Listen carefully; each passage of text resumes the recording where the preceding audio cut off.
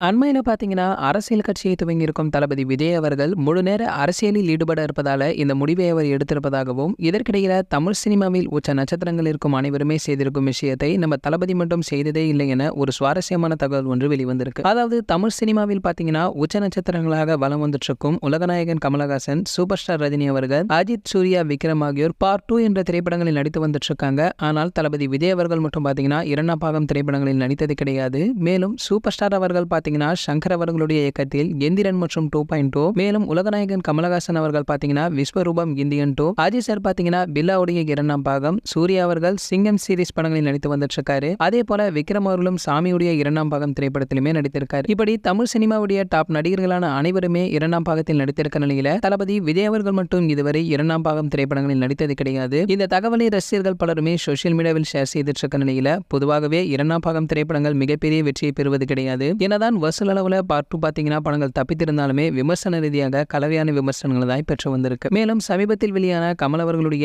இந்தியனுடைய 2ஆம் பாகம் கலவையான விமர்சனை தான் பெற்று வந்திருக்கு. இதற்கு அடுத்தபடியாக தான் இணையத்தில் தளபதி இதுவரை 2ஆம் பாகம் திரைப்படங்களில் நடித்ததே இல்லை என ரசிகர்கள் ஷேர் செய்து வருவதும் குறிப்பிடத்தக்கது. சரி, ஓகே, இது போன்ற நம்ம தளபதி பற்றி வெளியாகும் அனைத்து செய்திகளை நீங்க உடனே தெரிஞ்சுக்க நம்மளுடைய தளபதி டாக்கீஸ் என நம்ம சேனலை சப்ஸ்கிரைப் பண்ணிக்கங்க. பக்கத்தில் உள்ள பெல் ஐகானை கிளிக் பண்ணிட்டீங்கன்னா நீங்க நம்ம வீடியோவை மிஸ் பண்ணாம பார்க்கலாம்.